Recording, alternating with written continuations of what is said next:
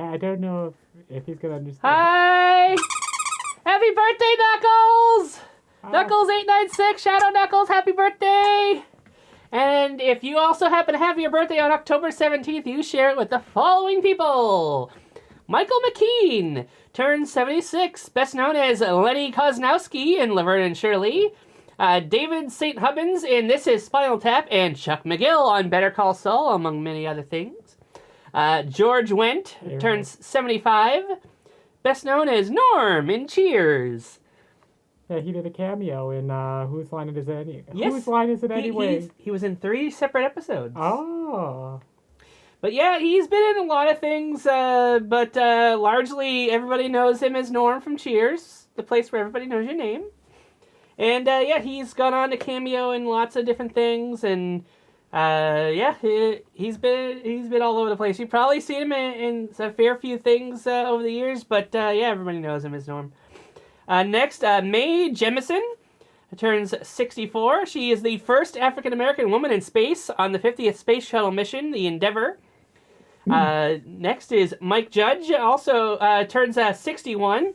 He's best known, of course, for King of the Hill and Beavis and Butthead, as well as Office Space, Idiocracy, and lesser-known show The Good Family and Silicon Valley, and the movie Extract. He was also the voice of Unhooded Kenny in the South Park the movie. Did you know that? I did not know that. Yeah, at the end of the movie, Kenny takes his hood off, and he says his first unmuffled words, yeah. That was Mike Judge doing the voice. Interesting. Yeah. You know, his muffled words were always actual words that were really muffled. Like, they could have just done gibberish, but he was actually saying things. I always thought that was neat. Yeah. I mean, I'm pretty sure there's, like, certain episodes back then would have subtitles where you could actually see what he's saying. If I'm not mistaken. But anyway, next, Mark Gatiss turns 57. He is a writer who worked on Doctor Who with the 9th through 12th Doctors, and as well as Benedict Cumberbatch's Sherlock. Fascinating.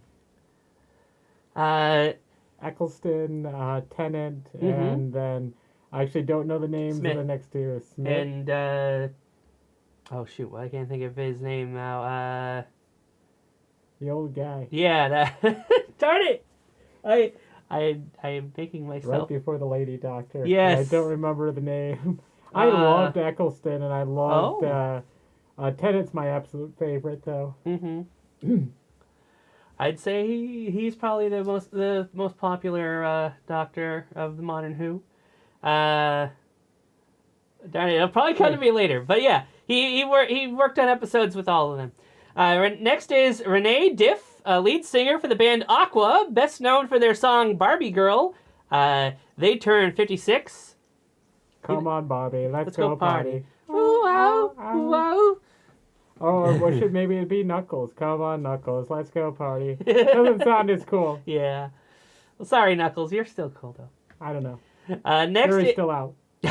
Next is Ziggy Marley, turns 55. They are the son of Bob Marley, and known for songs such as True to Myself, One Love, Love is My Religion, and the Arthur theme. Every day when you're walking down the street, everybody that you meet has an original point of view. And I said, hey, what a wonderful kind of day. We can learn to work and play and get along with each other. I've never watched a single episode of Arthur. Oh my goodness. It's memeing all over the internet. I'm surprised. Yeah, I've seen a bunch of the memes. Haven't seen the show. Yeah, it's definitely... Not even a moment. Besides SpongeBob, it's probably one of the longest running kid shows. I mean, it finally did come to an end. And funny enough, when the last episode, Arthur grows up and becomes an author and is implied to write the Arthur books. Fascinating. And they even teased it with an earlier episode of what do we want to be when we grow up, and he's like, I want to be an author. Yeah, and then they did the live-action adaptation where he was just a drunkard, right? That actually tripped me up. When I was looking up whether this was the Arthur that he did, which I was fairly certain it was, it kept turning up that Arthur's theme. And I was like, this isn't the lyrics to the song. I've got a liver the size of coconut. What? I would think it would be smaller than a coconut, wouldn't it? It's from the critic. Oh, that's right. Okay. Russell Brand. Next is Wyclef Jean, who turns 54. They're a member of the band The Fugees, best known for Ready or Not and Killing Me Softly with his song. Yeah, which was a remake, but it was also very good. Not trying to sell it short. Indeed. Next, Wood Harris, who is Avon Barksdale on The Wire and Damon Cross on Empire, turns 54. They also played Tony Little Duke Evers on all 3 Creed movies. Next, Chris Kirkpatrick turns 52. They are a member of NSYNC and also provide the singing voice of Chip Skylark on the Fairly Odd Parents. My shiny teeth and me. My shiny teeth and me. Anyway, next, I'm sure everybody knows who this is. Eminem. Oh, is he any relation to Marshall Mathers? Yes, that's him. Does he also know Slim Shady? Yes, that's him as well. Does he know Marshall Mathers? Does he know Stan? You lost me on that. Oh, one. okay. Well, there's a song about Stan, and I'm pretty sure it's implied to be him. Anyway, he turns 51. And he flew to the moon. No, that's Enru. Ah, yeah. Next is Felicity Jones, turns 40. She played Felicia Hardy in Amazing Spider-Man 2 and Jyn Erso in Rogue One: A Star Wars Story. Ah, I liked Rogue One.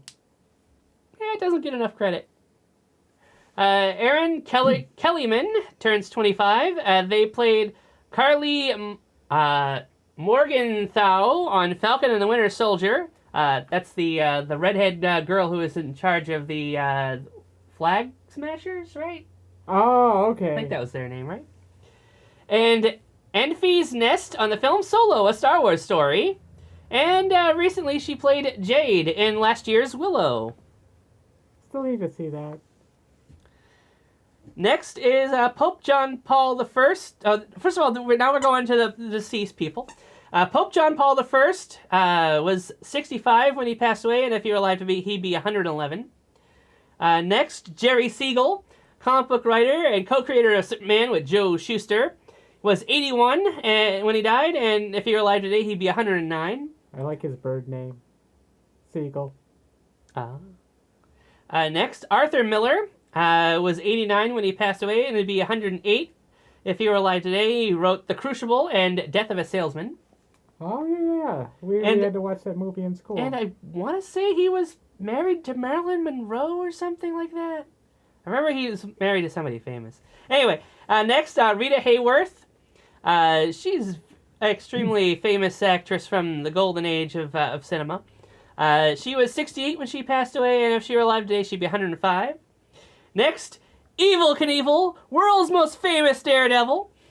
He was 69 when he passed away, Nice. and unfortunately not from one of his stunts. But if he were alive today, he'd be 85.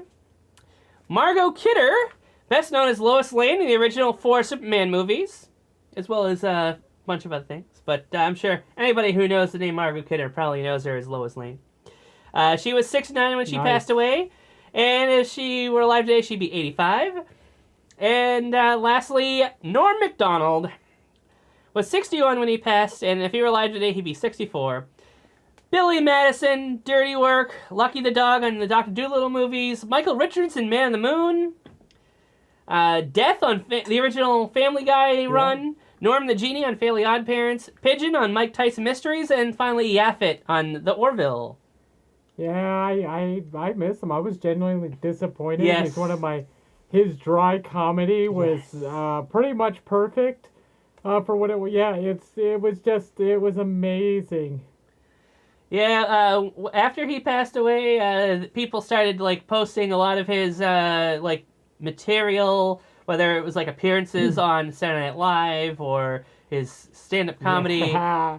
One of his stage shows had one of my favorite Norm Macdonald bits, but I cannot repeat it. Turd Ferguson, of course, on Celebrity Jeopardy on Saturday Night Live. that was pretty amazing.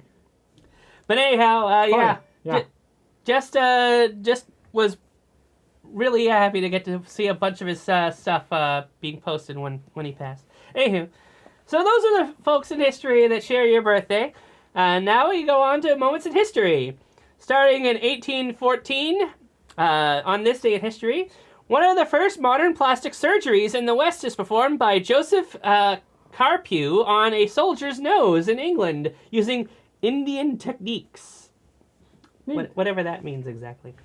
Next, in 1819, the first ship sails through the Erie Canal from Rome, New York to Utica, New York. Oh, that's so cool. Yeah. We could, when I used to go to see my dad, we used to walk to one of the old locks that was still, still had water running through it. Some of the locks... That lock's got to be pretty rusty by now, huh? Yeah, yes, you probably just break it right open, walk right through those doors. But, you could still see it if you go through, like when we go to Massachusetts from here, we go past one of the parts of the lock that is no longer near water at all because of the way it's been reworked over the decades. But, it's pretty cool. It's pretty cool. A lot of, it's neat to have a piece of history. We can just go and visit. Next, in 1850... the first U.S. National Women's Rights Convention opens in Brinley Hall, Worcester, Massachusetts. Ah, I know someone from Massachusetts. Me too. Yeah. Janier. Yeah, and Lionel, was Lion. Yes, he no longer lives there, though. He lives in Florida. Yeah, and Lico, he also moved. Yes. But, what else am I forgetting? Probably lots of people. Oh, Lycos. There we go. There you go. Anyway, next in 1910, Blanche Scott becomes the first woman to fly at a public event in the United States at Fort Wayne, Indiana. Flying, no big deal. The Transformers Convention, BotCon was held in Fort Wayne a couple of times. Oh, really? I believe the original one in '94 was held there. Cool. I might be wrong. That might have been Chicago, but I think it was Fort Wayne. In 1915, the first National Horseshoe Throwing Championship at Kellerton, Iowa. Cool. Who knew those were a thing? Maybe Iowans knew. Also in 1915, an estimated 25,000 supporters in a women's suffrage march on New York's Fifth Avenue, led by Dr. Anna Shaw and Carrie Chapman Catt, founder of the League of Women Voters. Then in 1923, legendary Yankee slugger Babe Ruth makes a postseason exhibition appearance in a rival's Giants uniform as New York beats Baltimore Orioles 9-0 in a benefit game for former Giants owner John Day. Neat. Yeah, it's one of those things, like, even if you don't follow sports, you've heard of Babe Ruth. Oh, like, yeah, they're like the most famous Still baseball see his player candy ever. bar hanging out. Yeah. In 1933, John Dillinger and his gang rob Central National Bank in Greencastle, Indiana. They take $75,000. Yeah. It still would be a significant sum today. Nah, maybe not to But, split between a large group. Yeah, definitely not. If it was just like one or two people, not the worst haul. Yeah. But especially back then though. But yeah, That 1933. had to be $75,000. It had to be worth somewhere around $76,000 back then. It's crazy. At least. Yes, at least. 1934, Jean Picard. Not Jean-Luc Picard, unfortunately. They wouldn't have been born yet. And Jeanette Ridlin attain record balloon height of 10.9 miles or 17.5 kilometers over Lake Erie. Ah, that's over there. Yes. We can see Lake Erie from our house. Not as impressive as Russia. But anyhow, in 1935, Mackenzie King is elected as Prime Minister of Canada for the third time. Then in 1941, Walt Disney animated film Dumbo is released. Ah. So yeah, you share your birthday with the movie Dumbo. Yeah. The original one, of course. How fascinating. Why did they name the movie after the name they made fun of him with? Yeah, and that not is Jumbo a little, Jr. That is a little unusual. You're right. That is kind of mean. What if they titled it The Elephant That Could Fly? The Magnificent Flying Elephant. There you go. Yeah, there you go. I fixed it. You're welcome, Disney. I'll be taking my checks now. There you go. In 1947, husband and wife Carl Corey and Gertie Corey are the first spouses to be awarded joint Nobel Prizes for physiology or medicine for the first discovery of the course of the catalytic conversion of glycogen, alongside Bernardo Alberto Houssay. I'm probably butchering that name, but hey, that's pretty cool. Then in 1950, Filipino President Elpidio Quirino. How did I do? I would say Carino. Quirino. Elpidio Quirino issues Executive Order number 355, replacing the National Land Settlement Administration with Land Settlement Development Corporation, or LASEDESCO. LASEDECO. Why didn't my mom ever tell me about this? LASEDECO. Yeah, you know, the presidents they have now are so infamous. Oh, yeah? Yeah, they get overshadowed. I Oh. mean, they overshadow this guy. In 1952, Charlie Chaplin's Limelight, starring himself and Claire Bloom, with an appearance by Buster Keaton, premieres in New York City, not released in Los Angeles until 1972, winning Chaplin his only competitive Academy Award for original score. Oh, unusual. You'd think he'd have won more, seeing as how legendary Charlie Chaplin is these days. But kind of crazy that it wasn't for 20 years that it took to come out on the other side of the country. Right? It's pretty strange. In 1956, the first video recording on magnetic tape is televised coast to coast. Fascinating. Didn't realize it was, only 40 years old by the time I could even conceive of it. Not even 40 years old by the time I was trying to use it and learn about it. Mm-hmm. In 1958, Soviet novelist Boris Pasternak wins the Nobel Prize for Literature. Also in 1958, the Smurfs first appears in the story Johan and Pierre-Louis by Belgian cartoonist Peyo. Any Belgians watching? If you know how to pronounce that second name there, I only know how to say Johan. It's Pirlouit. Anyhow, in 1962, Adelaide Stevenson speaks at the United Nations about the Cuba crisis. And in 1963, Neil Simon's stage play Barefoot in the Park, starring Robert Redford and Elizabeth Ashley, opens at the Biltmore Theater in New York City and runs for 1,530 performances. Fascinating. Wow. I've seen more. I'm sure Knuckles would appreciate that one because he's a theater geek and he's currently he just finished his latest theatrical showing. Ah. He's been very busy doing his theater. Next, also in 1963, New York Yankees name Yogi Berra as manager, replacing Ralph Hoke, who becomes the team's general manager. So yeah, if you know anybody, you probably know Babe Ruth. If you know anybody else, you might know Yogi Berra. Yeah, he is always stealing those picnic baskets with his friend Boo Boo. He's like, "Hey, Boo Boo, it's not over till the fat lady sings." Okay, that was a good one.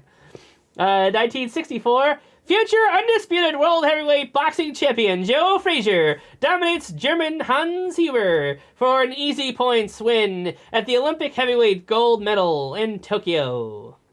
Oh, and wins the Olympic heavyweight gold medal. So yeah, a lot of Olympic stuff happening around this time, but yeah, that one I think deserves special mention here. Everybody's heard of that guy, so at least I think so, right? Joe Frazier, he's fairly well known. 1964, Time Magazine used term op art for the first time. Then in 1970, Gary Gabelich sets auto speed record at 622.4 miles per hour, or 1,001 kilometers per hour. And my car goes faster. No, it doesn't. Oh. Pretty sure it doesn't. I think this gauge only goes up to 160. Yeah, it's just a gauge. In 1972, I'm Still in Love with You, a fifth studio album by Al Green, is released. Billboard Album of the Year for 1973. You're green. Yes, I am. But I'm not Al Green. I'm Sakanko, the Fanda. You're not still in love? But I am still in love with you. Keep it clean. This is for Knuckles. Also in 1972, Stephen Schwartz's musical Pippin, starring Ben Vereen, Irene Ryan, and Jill Clayburgh, and directed by Bob Fosse, opens at the Imperial Theater in New York City and runs for 1,944 performances, winning 5 Tony Awards. Oh, nice to see Ben Vereen pop up in another birthday list. Yeah, right? I thought that was kind of neat. But yeah, again, big, stage show news. I was like, I have to include that. In 1973, Richard Nixon agrees to turn over White House tapes recordings to Judge John Sirica. Fascinating. Something even more scandalous is happening now that'll probably have less repercussions. Really less? Yeah, it's crazy times. Dang. Well, we don't know. I mean, maybe not, but... Then in 1977, paleontologist Elso Barghorn.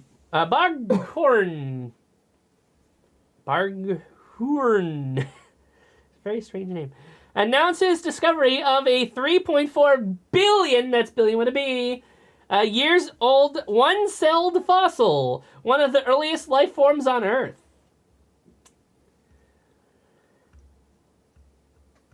Okay. I got nothing. 1978, China and Japan formally end 4 decades of dissension. In 1981, the U.S. national debt hits $1 trillion. I remember as a child being blown away by that number, and now we've crushed it. I was like, $1 trillion, and it's working its way up to 2. Oh no! And we are so far ahead of that. When are they ever gonna forgive that, huh? Yeah, I'd say just to mint the $1 trillion coin, print up a whole bunch of them and say, hey, here you go, here's your money back, and just call it a day. We're all playing make-believe with it anyway. In 1986, artist Keith Haring commissioned to paint a mural on the Berlin Wall by Checkpoint Charlie Museum, 300 meters long. Neat. In 1989, George Harrison releases Best of Dark Horse 1976 to 89 album. Fascinating. He turns up again another birthday video. In 1991, Les Miserables opens at the Morgador Theater in Paris. Didn't happen to say how many shows it lasted, though. But hey, Les Mis. Everybody's heard of Les Mis. In 1991, Clarence Thomas is sworn in as U.S. Supreme Court Justice. Shame. In 1992, Emperor Akihito becomes the first emperor of Japan to stand on Chinese soil. Wild. And how many years ago did they finally end their dissension? 78? So from 1978 to 1992, they had all that time of peace between the two countries to actually send over one of their leaders. Anyhow, in 1998, Britney Spears releases their debut single, Baby One More Time. I must confess, you're killing me. Wait, that's not how it goes. I still believe that's it. I still believe. And when I'm not with you, I lose my mind. Give me a sign. Hit me, baby, one more time. Yes. So yeah, I always would have thought that song was called Hit Me, Baby, One More Time, but apparently it's Baby One More Time. No hit part. But yeah, so that happened in 1998. Also on the same day, Israel and Palestine conflict. Israeli Prime Minister Benjamin Netanyahu and Palestinian Chairman Yasser Arafat reach a land for peace agreement. So yeah, I'd like to think Britney Spears' song coming out had something to do with that. Clearly. Correlation and causation. Yeah, something like that. Then in the year 2000, Monday Night Miracle, down 30-7 at the end of the third quarter. New York Jets pulled together an improbable comeback with 4 touchdowns and a field goal in the fourth quarter, eventually defeating the Miami Dolphins 40-37 in overtime. So yeah, any sports fans out there, it sounds like something that you'd probably be talking about for decades to come. And then a year later, Apple released the iPod. I still have one somewhere. Somewhere, huh? Yeah, I think I put it in the bedroom. I used to keep it in this drawer, but I used it so infrequently. Mm-hmm. It's still a cool device. Mm-hmm.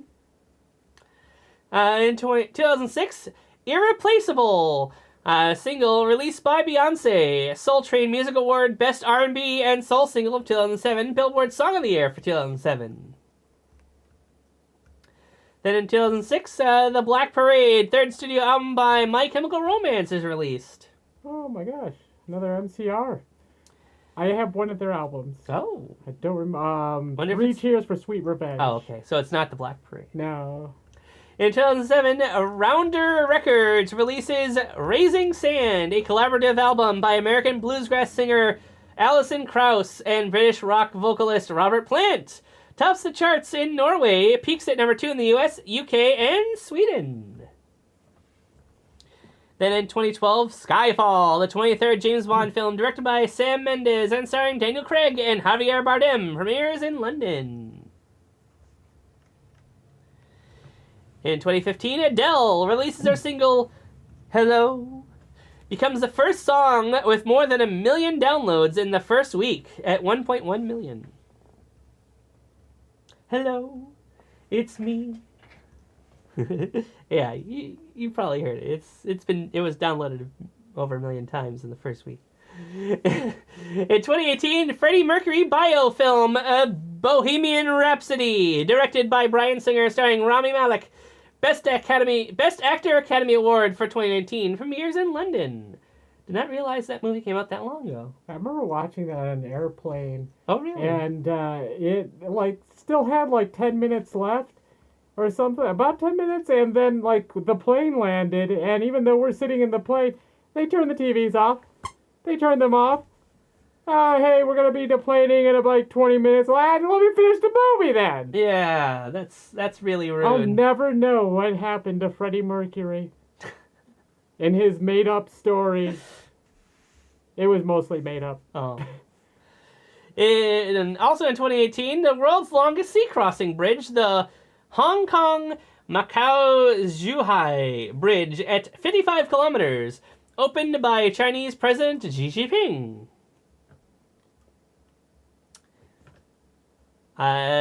Also in 2018, the world's oldest intact shipwrecked ancient Greek vessel, 2,400 years old, is found at the bottom of the Black Sea by archaeologists.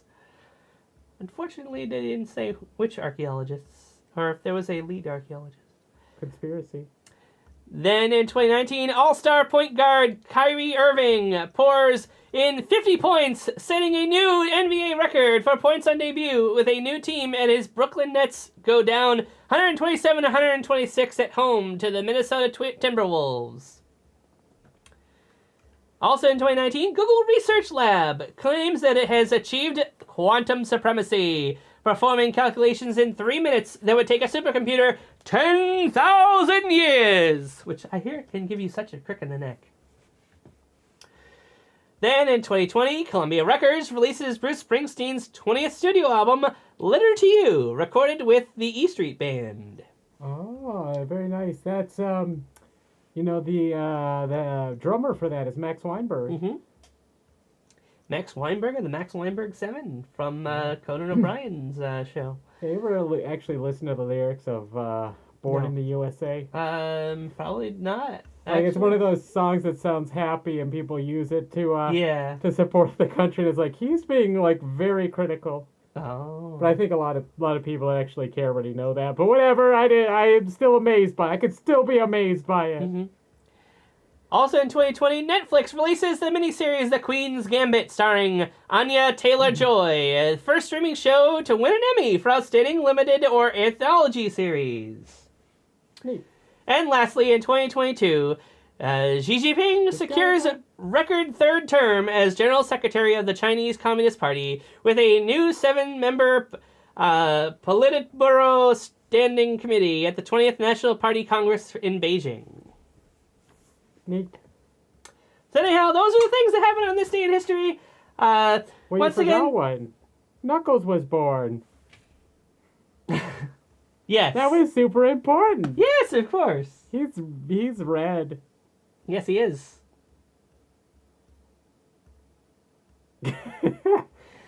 So yeah, hope you enjoyed the video. Hope you had a happy birthday, and thanks for watching. If you also would like a birthday video, leave a comment below letting me know when your birthday is, and I can September 22nd. I can have one of these videos made for you. So yeah, thank you for watching, and until next time, bye-bye!